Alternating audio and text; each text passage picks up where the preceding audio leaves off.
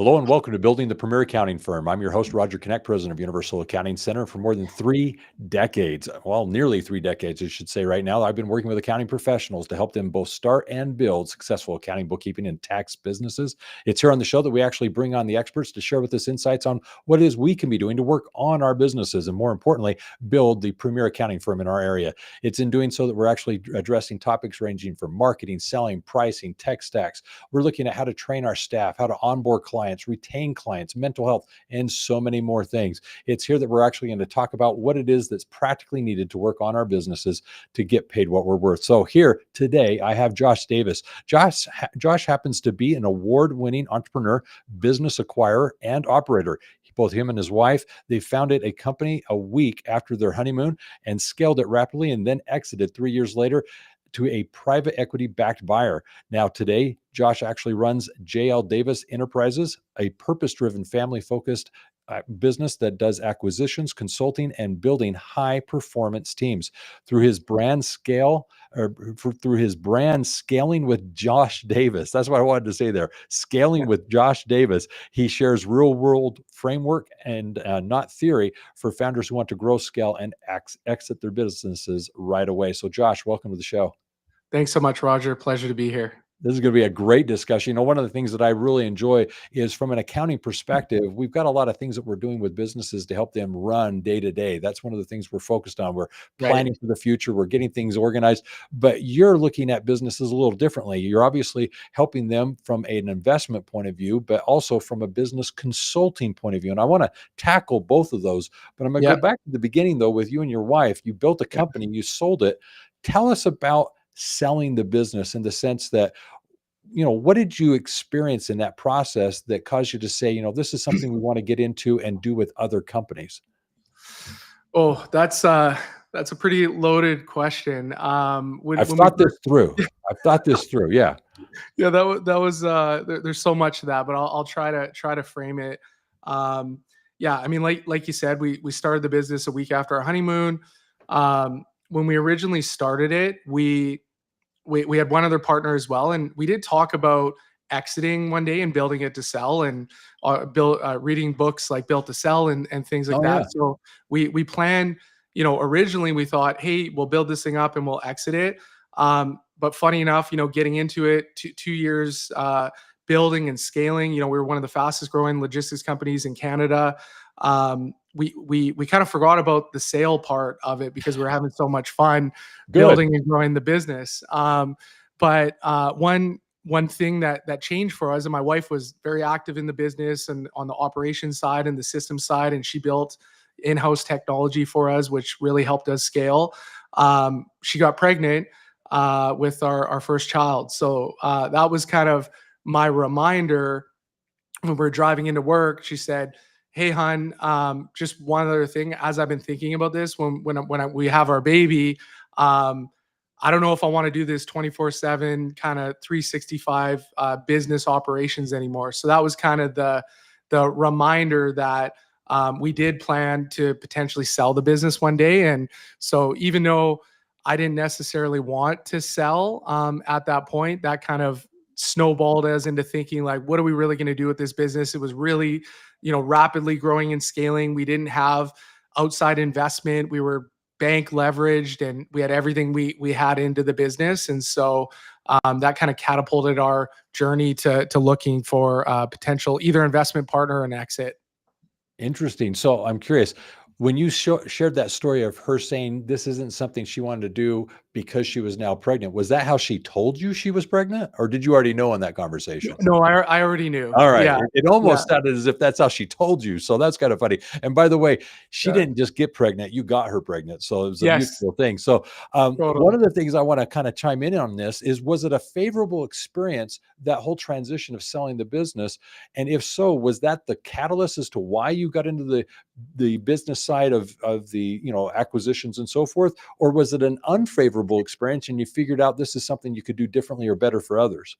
Okay. Yeah. So I'd say the process of selling the business was quite difficult. You know, when you build something up from the ground up and you put everything into it, It's a challenging thing to go through and go to market and meeting with all of these groups of companies, and we were meeting with private equity and strategics, and so going through that process, it was challenging because at the same time you're trying to grow and scale the business and keep the operations going, and then you're trying to go through due diligence process and find the right buyers. So I think that's pretty common in most deals. But as far as your question of if that's why I got into doing what I'm doing now, not necessarily. I was doing Okay. acquisitions previously to going into this business, and even when we scaled the logistics side, we did a number of acquisitions. That was kind of our strategy as well. Uh-huh. So basically, through the exit process, I ended up working with the private equity firm for 2 years during the transition. They ended up eventually packaging it up and selling the business with their group of companies. And at that point, that's when I was like, do I want to be an executive in a large corporate entity, or do I want to get back into doing acquisitions and working in small business? And that's the decision that I ended up making. I like it. Well, here's a few things that I'm going to go into. The first question is, we're obviously accounting professionals, so we want to ask the question of how did the accounting impact the valuation of the business that you had, and how valuable was accounting to you both before and after that experience? Okay, so the honest truth Oh, yes. was, Honest, yeah, honest. because we were like, to be honest with you, Roger, we were like, you know, we're operators, we're salespeople, Yeah. we're acquisitions, and we, as we were scaling the business, we weren't really we didn't have a CFO. We did have an internal bookkeeper, and then obviously we had an external accounting firm, and Yeah. our kind of method. I mean, a lot's changed since, but was basically revenue will solve most problems. Just keep growing the business, and everything will kind of work out from there. So that was one of the challenges I think through the exit process, was cleaning up the financials and making sure we understood, the normalized EBITDA and all of Uh-huh. that. So I think that part of the process was something I learned greatly in my next venture after exiting that company, was making sure everything was streamlined. You had clear metrics and financials and normalized EBITDA. But yeah, I'd say, as we were building and scaling the business, we were just focused on growing it as fast as we could. And we didn't have all of our kind of ducks in a row on the financial side. But I think that would have made the due diligence process go a lot smoother if we did. I appreciate your honesty. Thank you for sharing that, because I think that perspective is so helpful, especially having gone through the experience personally. So the question I now have is, you brought up these metrics. You just mentioned a few that are very important. So clearly you see value in them. How important is the accounting as it relates to the valuation of a business? It's so important. Like even now with I've been doing I stepped down as CEO about 3.5 years ago. I mean, most of the deals that we're doing, it ends up getting killed because of having messy financials and not having, clear numbers and things mixed in. If there's real estate and holding companies, and, going through that process makes it very challenging to, figure out what the valuation is. So, yeah, I would say, now as we're, building and scaling and doing acquisitions, it's so important to make sure that you have clean numbers, what your normalized EBITDA is, you're tracking things properly, you've got, you're measuring your numbers monthly, weekly, to make sure that things are on track and you know where things are at. And so, yeah, originally I didn't, I mean, I knew it was valuable, but until exiting and then really getting serious about acquisitions, now I'm a huge proponent for that. I have a CFO. I get my weekly and monthly reports. We have monthly meetings. We make sure everything's in line. We're measuring EBITDA. It's very key to my business now. That's music to my ears, by the way. I really appreciate the fact that you see the value in the numbers now. That's beautiful. So I'm going to ask a few questions here. One is regarding those metrics, those numbers. What are the numbers that matter most to you? What do you think really matter to not only the business as it runs itself, but also from an outside perspective, someone looking in, a banker, an investor? What are the numbers that you feel are valuable for us to actually be able to report on? Yeah, I mean, for our businesses, it's always like gross profit, so revenue minus costs, and then the gross profit. Okay. Then we obviously measure the overhead as well. So in our business, when we do acquisitions, we consolidate, the accounting, the customer service, the sales. So really making sure that we've got our metrics and gear on the overhead and the overhead costs and running the business side. And then for us, it's EBITDA. So EBITDA is our big metric that we're all of our profit share structures of the key team members is all based on the growth of the EBITDA. Excellent. And with EBITDA, I understand there are thresholds where once you get to a certain threshold, it then causes multiples to start changing. So can you speak to some of those thresholds that exist for EBITDA? Yeah, sure. So Um, depending on what industry it is, Mhm. but kind of Yeah. always our goal is to get up to that $10 million in EBITDA. That's our real. We always push as hard as we can to get to 10 million. And then when we get to that 10 million, we usually have substantial options to get, 8+ multiple, depending on the industry. Um, if you're getting up to like the 1 to 5, I mean, I'd say the multiples, depending on the industry, could be like 4 to 6 multiple. Anything under a million in EBITDA, I mean, it can be a little bit challenging, but I mean, you can get maybe a 3 to 5 multiple depending on the industry. But any business that we're running, we're focusing on driving as fast as we can to get to 10, and that gives us lots of options. And you can get strategic investment buyers as well if you can get up to the 10. That's beautiful. No, I appreciate that perspective. I think that's very important for us as accounting professionals to understand as we're working with our clients and obviously with our own businesses. So that's great. Now, as it relates to the consulting side of your business, so we talked about the acquisition, let's talk about the consulting. You do business consulting, you work with business owners, you help them address things in their business as it relates to helping increase value and so forth. What are some of those key things that you focus on that you feel are sometimes not addressed, sometimes just kind of left alone, but should be addressed and given more attention, let's say? Okay, so besides the finance side, Yeah. that's very, very important, and that's why I've got my CFO who goes in and makes sure cleaning up all the financials and making sure things are set there. The other big thing besides having clean numbers and financials, we always look at the people side of the business. So in any business, especially if you're looking to sell, it's really important that things don't rely so heavily just on the founder. So before getting the business to sell or scale, we always look at the people. So making sure you have the right people in the right seats, making sure that it's the founder isn't in all the weeds and all the sales and all the operational side. So making sure they've got a good structure set up on the people side. So that's always the first thing that we help organizations with, whether it's an acquisition we do or an investment we do, or if we're consulting.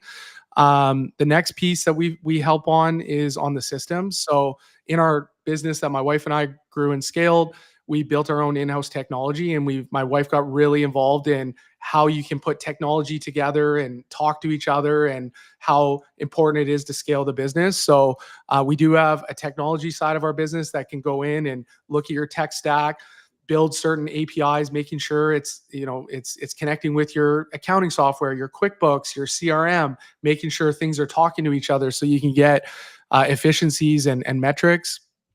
So people systems, and then obviously performance. I think a big reason why we've been able to scale our businesses is designing comp structures that help people perform and think like owners. So different commission structures or profit share structures. So we look at that, making sure that you're aligning performance to the growth of the business. So those are really the three key areas that we focus on when we're going into consult: people, systems, performance. I like that because one of the things that I think we get hung up on in the accounting world is we look at our client list. We're looking at, okay, who are our customers? And we're Yeah. thinking of selling the list. How valuable is the list? But it really comes down to the people, the processes, and the performance. So I do appreciate the fact that you're bringing some other perspective as to how to value a business. And at the beginning, you brought up Built to Sell by John Warlow. Built to Yeah. Sell is a phenomenal book. He speaks of 8 drivers in there that determine the value of a business. Those things are essential for a business owner to work on, especially when you're coming at it from the point of view of I'm building the business to intentionally sell it, because that's how it's going to be evaluated. So I Yeah. love where we're going with this conversation. So one of the things I want to then kind of circle back to, you spoke of this earlier, but I know this is something that you have an opinion on. Stepping down as CEO, exiting the business, that can be for a lot of people something that is very much a difficult transition. And I was just curious, how was it for you as you kind of stepped out of that role and, more importantly, saw yourself no longer in that capacity? Oh man, that's another loaded question. I've got good ones. You do, Roger. It's really interesting. Like, and I've talked about this before. Um, especially I work with the strategic private equity group for 2 years. Uh-huh. So during that, I was still CEO and I was running as a separate division. They owned, some of the largest transportation groups in North America, and then we were like obviously a smaller piece of that. So for the 2 years as I was running as CEO during the transition, everything was pretty much normal. And I will say this: I really got to learn how important financials were when you have meetings monthly with a CFO who has to report to a private equity board of directors. So I really learned, budgeting and making sure that you've got clear numbers to be able to report for those meetings. So that really helped me as well. But once I actually made the decision to get ready to move on, and I was done the 2 year transition, I kind of realized if you stay on, it's kind of like, giving your baby up for adoption and living in the same house. Yeah. So, um, after, the 2 year was done, I worked with them for about 6 months and they were, trying to figure out how I was going to fit part of the executive team. And I just realized, I'm a entrepreneur. I've always been an entrepreneur, always worked in small, medium-sized businesses. And I wasn't really a corporate type guy. And once you get to that kind of level, you've got to make decisions on a whole corporate level, and it was really just about numbers and the whole group of companies. And I just realized that wasn't how I wanted to continue on with my career. Although it was best for my business, like we were rapidly growing and scaling. We were flying by the seat of our pants.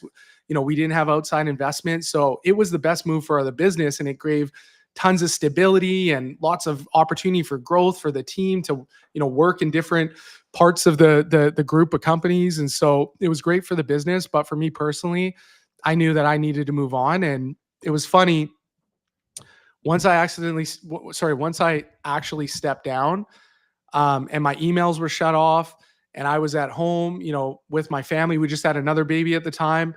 I kind of went through this kind of process of, who am I? Like what, where is my identity? Because, I was a CEO of a substantial business, and I had a lot of team members and a lot of emails, hundreds of emails, and, working in different deals at the time. And basically everything kind of shut down and it went quiet for me. So, yeah, for the first 6 months, I went traveling, took my family to Italy.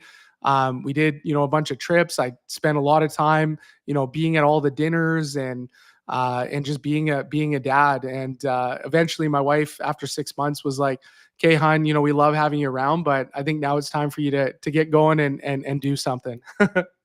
Wow, I could say I've heard that so many times, almost verbatim. So what you just shared is so similar and familiar. So the question I want to ask is, as you describe this, selling the business, and it's like having an adopted baby that having the household. I mean, all those things. How did you pull out of it? What was it, the thing that caused you after that 6 month period of time to realize, okay, clearly the wife gave you the kick in the pants of, okay, it's time to move on. How did you move on? Yeah, funny enough, I ended up I ended up reconnecting with an old executive coach of mine. Mhm. He was actually in retire, or he was moving on to retirement.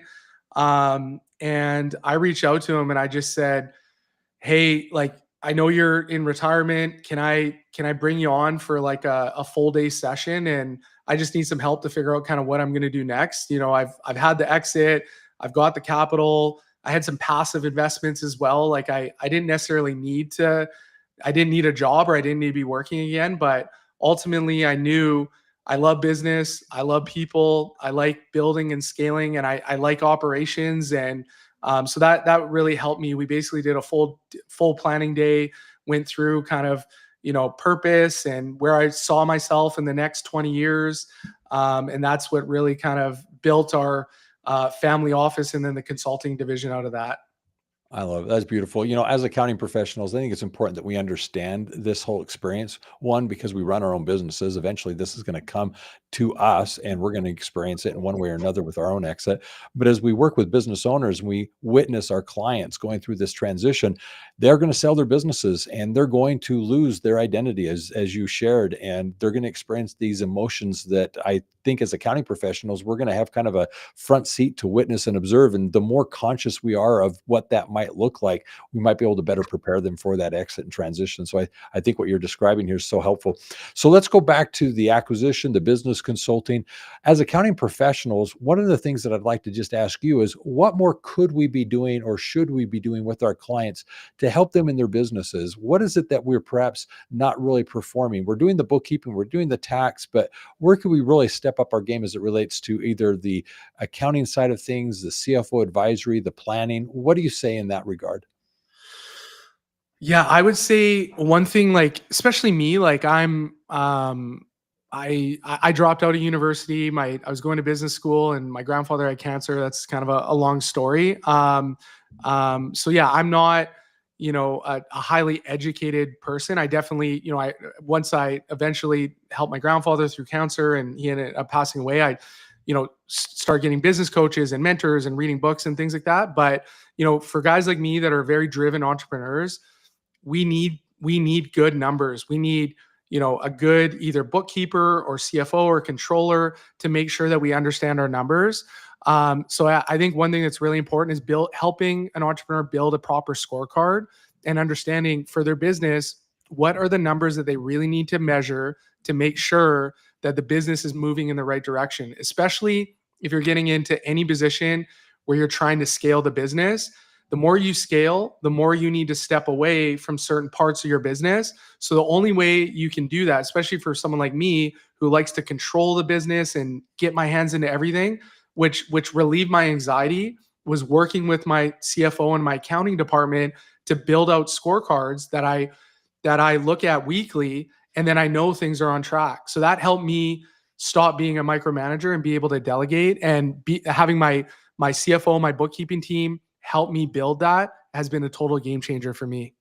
Love it. One of the things that I think you're really touching on there that's important is the idea of delegation, because as a founder, there's if you want it done right, you got to do it yourself kind of mentality. So, how do you actually help your clients and other business owners realize that as founders, they do need to find a way to let go? How do you address that?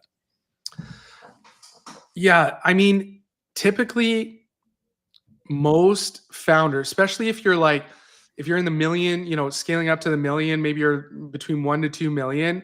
Um, you're typically, I see, and it happened in my own business as well, and people that we're consulting for, you kind of hit a ceiling. Hmm. And typically the ceiling's usually because the founder is involved in too many things. They're either too in the operations, the firefighting, the sales. And I just find that they're working so much in the business, they're not able to take a step back and work on the business. And so basically what we do, the first thing we do is kind of map out their day. So we have them kind of go through their calendar, we look through and see what they're focusing all their time on, and then we kind of rate it to see what are the things they're doing that really light them up, and what are the things that they're doing that kind of drags them down or they don't like to do. And so typically that's where we always start, and it's usually an eye-opening experience. And one of the big things we help founders do at that point is the first thing they need is an executive assistant. A lot of the time, they may have like an admin assistant, but having a real strong executive assistant that can take off those administrative tasks, the inbox, the calendar, all of that stuff, that's always the first step. And once we kind of go through that, they end up seeing that they free themselves up for capacity to start working on the business. That's usually the first step. Looking at the calendar, measuring what they're doing throughout the day, finding out the things that light them up, that drive the business forward, and then the things that don't, and then delegate those off as quickly as possible. I like that. That's really good. I know you also speak of a clear framework for scaling. Tell me about that. Yeah. So the framework for scaling, I mean, I touched a little bit on this earlier, but it's people, systems, performance, growth, and then something I talk about, legacy. So we talked about people, systems, performance, the growth side. I'll talk a little bit of that now. It's like, how are you going to grow and scale this business? Are you going to continue to build out systems and processes for marketing and sales? Are you going to do bolt-on acquisitions? What is your plan for growth? So we kind of help think through that. And then the last piece is the legacy piece. And this is one that I learned through that exit process in that last business. Was I didn't know what I was going to do next. You know, we did some, we have a foundation where we help kids at risk.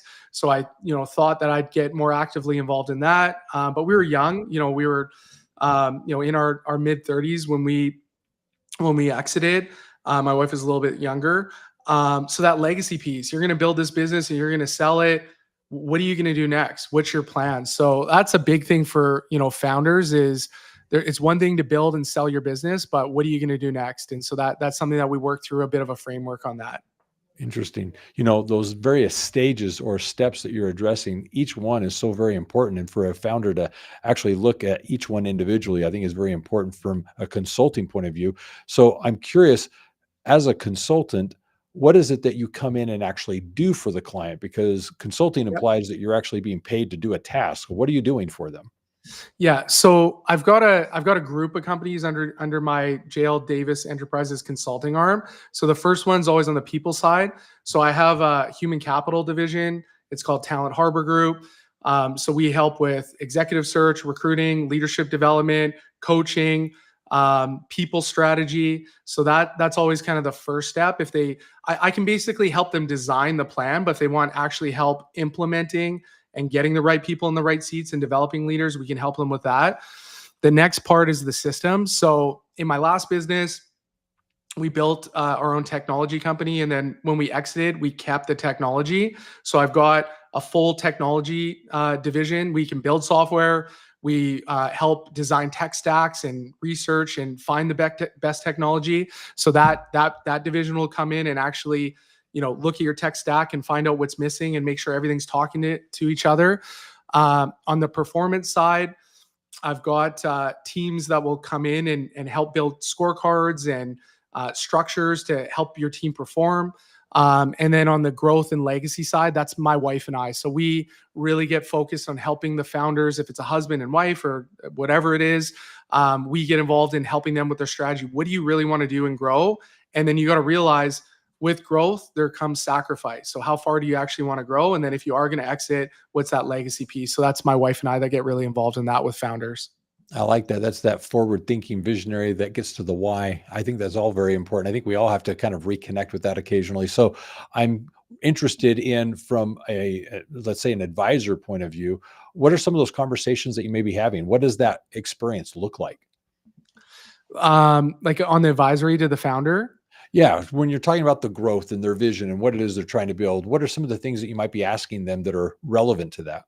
Yeah, the biggest thing that I always talk about with founders is like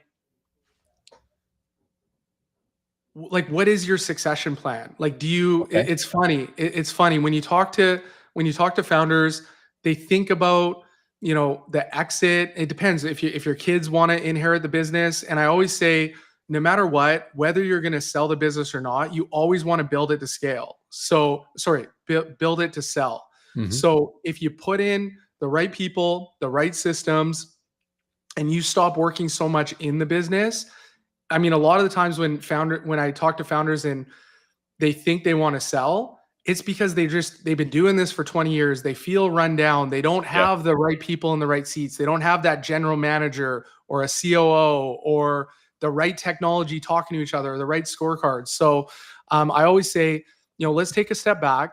Let's make sure you got the right people, the right systems, the right procedures in place, and then we'll build the growth plan from there. So that's always where we start. And then it's funny, once that's kind of in place and they're able to step out of working in the business and work on it, sometimes they're kind of re-energized again, and they want to start scaling. They're looking at acquisitions or building sales teams and things like that. So that's usually where we start. I like that. I have similar conversations with my clients. And one of the things that I always want to focus on is what is that end game, that exit. And one of the things that's fascinating to me is when we talk about exit, so many don't have an exit. They just are working. They more or less created for themselves originally a job. They're now busy. And so they're just happy. And they're just not looking at what this is going to look like in the end.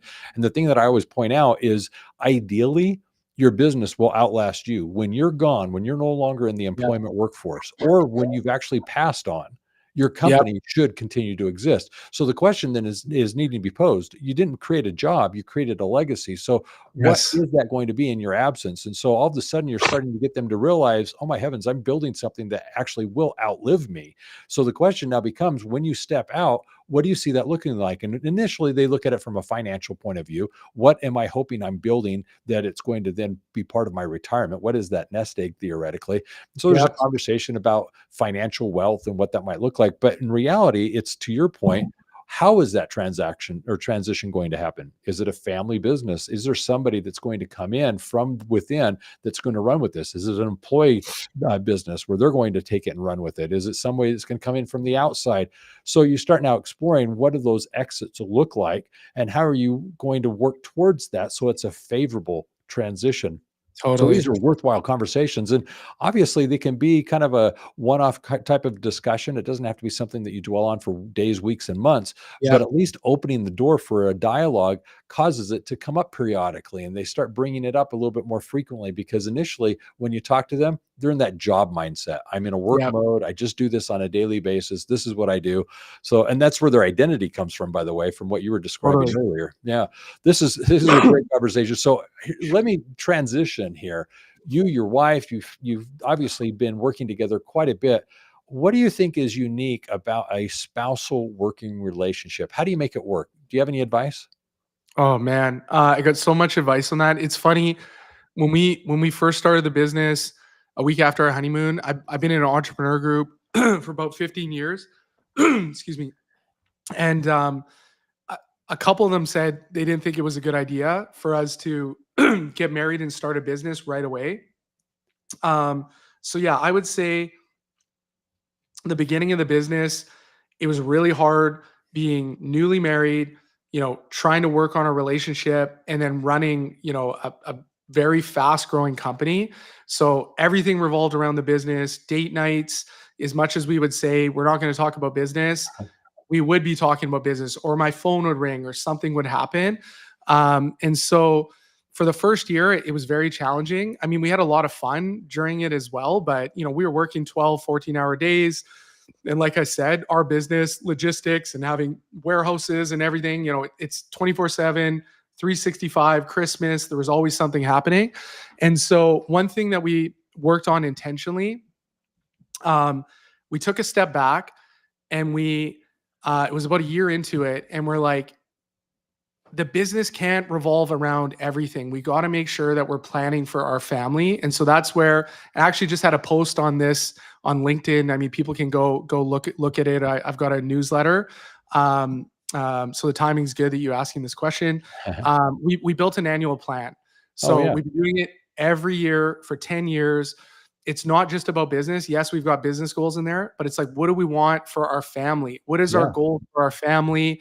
So we have different things, spiritual, financial, health, Hmm. rest, holidays, all that stuff. And then we build in that annual plan something that was kind of a game changer for us. We call it an anchor calendar. So Okay. every year in December, we pre-plan our year for all the important things that we can't miss no matter what. So no matter how busy business is, we can't miss these dates. So birthdays, anniversaries, conferences, family events. We pre-book all of our holidays.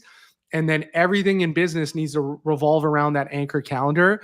And so once we did that, it's been a total game changer. And every year we go through and we reflect on all the things that either went well and things that that did go well. And so, yeah, I'd say once we got through that and we built that kind of annual plan, that really helped our marriage be strong. And then eventually when we had kids, incorporating the kids into that plan as well.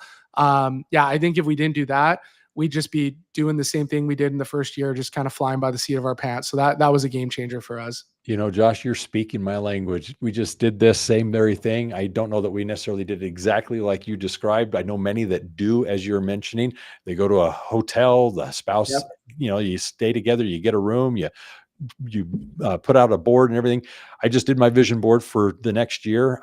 It's an excellent experience. I love the vision board activity. I think it's so creative and visionary. So Yes. that's something that's very important to me. But as it relates to 2026, we're recording this here at the end of 2025. One of the things that's fascinating is I nearly have my entire year planned for 2026 as it relates to activities, Yep. vacations, just Yep. what are those things that are kind of the drop dead, this is what we're going to do. It's those birthdays and such that you mentioned. Yep. And you just fill out your calendar and you start to put things down. We've got vacations planned for the new year. There's all these things that are scheduled. I literally have every weekend between now and March already filled. And I've got Yep. vacations through the summer months that are all filled. I've got activities in September, October, November. I've got my business trips that are already identified through the entire year. I literally have probably 90% of 2026 already calendared. So Love it. that's just the way I work. It's the way I like it. It helps Yep. from a time blocking point of view, gives me some sense of security simply because my life has structure. I like structure and I'm a visual person. So I like to see it all visually laid out. Ooh, So you're speaking my language. This is good stuff. me too. I love that. We call it like work-life integration, because Yeah. otherwise, if you got everything planned out and it's there, then you're not going to miss the moments that matter most, and everything's there. And then you work around that. I mean, yeah, it's same here. I'm a visual person, and having that all planned out, it makes me be able to think clearly and be present when I need to be, and then obviously drive in the business when needs to be as well. So Oh, this total is game beautiful. changer. Yeah. This is beautiful. All right. So here's what I'm going to do. Last question regarding your children. I don't know their ages right now, but what do you hope that they're learning from both you and your wife as you have this entrepreneurial drive, as you're out there working in the business world? What do you hope that they're learning as they're watching their parents do this? Yeah, my kids are 6 and 4 now. Mhm. Yeah, I mean, this is a selfish thing, and obviously the kids I'll support them in anything they want to do, but my hope is that they will join the family business one day. So the way that we kind of build it is in mind thinking, like, if they want to be part of it, we'll give them an opportunity to do that. And I mean, the one thing we do, even though they're only 6 and 4, we communicate with them about what's going on in the business. Um, the different things that we do. We do a lot of giving to different organizations, and we do some volunteering as well for kids at risk and people on the homeless side in our city and different parts of the world. Mm. So a big thing for them is just showing them, leading by example, and explaining them too, like, mommy and daddy, we weren't born with money. We only had a couple $1,000s left after we invested anything into our business when we got married. And we they have a different life than we did when we were growing up. So Mhm. just making sure that they realize that being business owners and entrepreneurs, it's not easy, and it's a privilege, it's something that it's a privilege to be able to build businesses and employ people. And if we are blessed enough to do well and make profit, we should use it for good and be able to give back as well. So those are things that we're thinking about as the kids are growing. But so far, they're very involved in the business. They ask a lot of good questions. They come to our events and Christmas parties, and yeah. So it looks like we got a couple mini entrepreneurs on the way. But whatever they end up doing, we'll support them. I love it. That's beautiful. Well said. What are you grateful for, by the way? I mean, I'm very grateful for my family. For my through my 20s, I was just really focused on being successful, and I wanted to be an entrepreneur. My parents had some financial struggles growing up, so seeing that kind of lit a fire in me that I wanted to be a business owner, and I wanted to be able to help my parents and be there for my family. So during the 20s, it was all focused on growth and business. In my 30s, it's just been really focused on, being a good father, being a good husband, being present with my family. So yeah, I'm just really grateful for having a family and being able to have work life integration and being able to build and scale, but not missing the moments that matter most. Excellent. I love this. This is beautiful. So here's what I'm going to do. I'm going to start wrapping a few things up here. And I'm going to come back to you for a closing thought. For my listeners, one of the things that I'd like to do is have you take advantage of something that Josh is putting together. He put together a free scaling framework. This is the exact model he uses when buying, turning around, and scaling companies. So go to the episode description and you'll actually get the information you need there to learn what it is that you should be working on to build the premier accounting firm in your area. And also at the same time, take some of these principles to your clients as well. In addition to that, I also want to encourage you to take part in the Accountrepreneurs Challenge. The Accountrepreneurs Challenge is an activity. It's a 90-day challenge for you to work both on yourself personally and your business professionally to actually turn things around, and in doing so, build the premier accounting firm in your area. To do so, you need to be a great leader. And one of the things that we're going to focus on in there is things related to time management and so forth. But as we were just discussing a moment ago, I'll actually take you through the process of building your own vision board. And what that really can mean is you visualize what it is you're working towards. One of the things that I can attest to is each and every year I try to do a vision board for myself and my business. And coincidentally, I've got it right here next to me as I'm standing here, because we just did this with myself and my management team. And this is something that I'm doing with friends. I do it with some youth programs that I'm in. This is something I strongly believe in, and I encourage you to take advantage of the Accountrepreneurs Challenge, because one of the things you'll be doing is, in fact, your own vision board. As part of the Accountrepreneurs Challenge, you'll be given weekly activities. Some are as quick and easy as 5-10 minutes. Others might be an hour or more each and every week for you to be able to work on things personally and professionally. So sign up now for the Accountrepreneurs Challenge. Go to the episode description and you'll get the information you need to register for that today, and it is free. Now, that being said, one of the things I really appreciated about our conversation today is we started, first of all, with Josh's history and his starting the business, growing the business, selling the business. And one of the things I really appreciated him pointing out as part of that valuation, the struggle came when the accounting information was lacking, and he truly gained an appreciation for those financial things. One of the things that I think business owners sometimes neglect, they put aside, we see it all the time in accounting, they focus on that top line revenue, they do what they do best, and they're good at growing the business. Well, one of the things that's sometimes lacking is then the accounting, the compliance, doing the taxes and so forth. And so to help out there was very helpful. I really appreciated also his perspective as it related to stepping down from the business when he was talking about that transition, him stepping away from being a CEO and losing his identity for the most part. Who is he? What is he doing? And after 6 months, his wife coming in and saying, okay, you need that swift kick in the pants to get back out there into the world.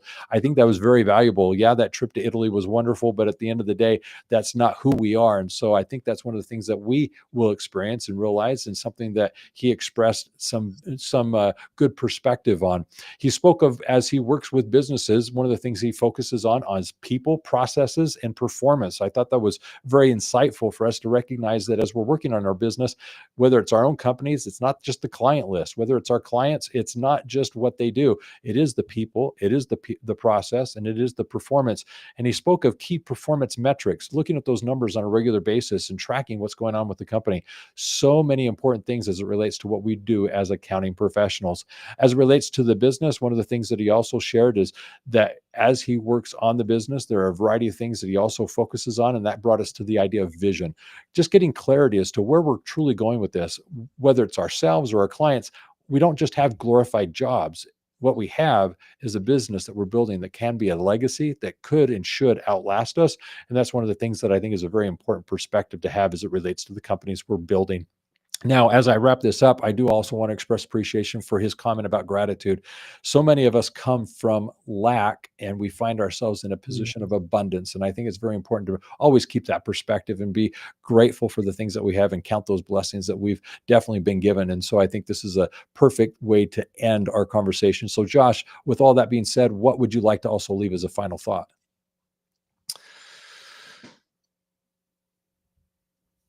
Yeah, I think final thought is, as founders, um, business is important. I feel like I'm a born entrepreneur, but like I realized in my 30s, um, the business can't come before the family. So as founders, I think it's really important to make sure that you do work-life integration and you make sure the family and the business is working well together. And I feel like if you put the right people, the right systems, the right processes, and you get out of the weeds and work on the business, then your family will be able to be part of that as well. So that's a big thing that I've been working on really hard the past 5 years, and it's been a game changer, not just for my business, but for my family. You know, I appreciate you ending on that note. Family first. I cannot emphasize that enough. Family first. No success can compensate for failure in the home. Keep that in mind. So, with that being said, let's wrap this up. For my listeners, if you haven't already, subscribe. Love to have you subscribe to the podcast, have you come back each and every week to hear from the experts. We have great people on the show sharing with us insights and perspectives that we need to consider as we're building the premier accounting firm. And I'd love to have you back each and every week to hear what they have to say. With that also being said, I do want to mention that you can go to universalaccounting.com, and in the navigation of the website, find the podcast section. There in the podcast, you'll actually find highlights. These are playlists that we've compiled of over the 300 episodes that we've had, basically taking those famous episodes related to marketing, selling, pricing, those various topics that you may be dealing with right now that you can go and listen to and really hone in on what you need to be paying attention to as it relates to your business today. So go to universalaccounting.com, go to the podcast section, and there go to the highlights, and there you'll find those playlists that are relevant to your needs, and listen to what the experts are sharing with you as it relates to your business today, and do that. As it also relates to your services, I want to actually invite you to GrowCon.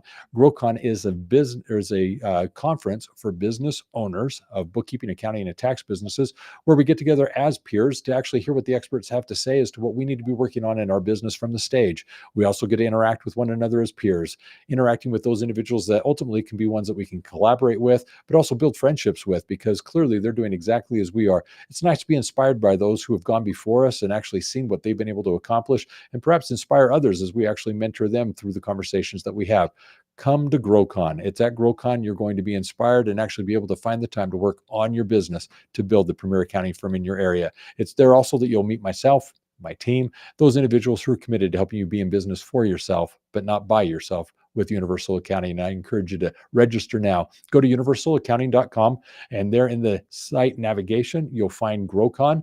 There's all the details, the information you need. Get your ticket today, and I look forward to seeing you there. Also, in addition to all of this, I again want to emphasize signing up for the Accountrepreneurs Challenge. It's a challenge, a 90-day challenge that will actually help you personally and professionally. I invite you to take advantage of that. For more information about this and more things related to getting the skills, the training, and the ability to offer quality accounting services, check out Universal Accounting School, where Universal Accounting lists the various courses and programs that we offer for you and your staff. There you can go and find what courses are available to you to become professional bookkeepers, professional tax preparers, and profit and growth experts. All this being said, I do invite you to give us a phone call if you'd like. You can reach us at 801-265-3777. And always remember this: accounting success is universal. Take care, have a great day, and be safe out there.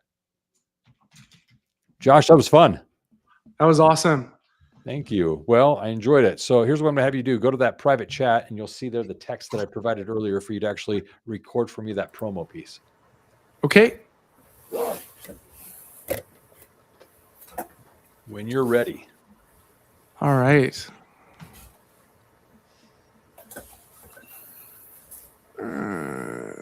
Okay, so this is Josh Davis is awesome to record with Roger, episode of Building Premier Accounting Firm.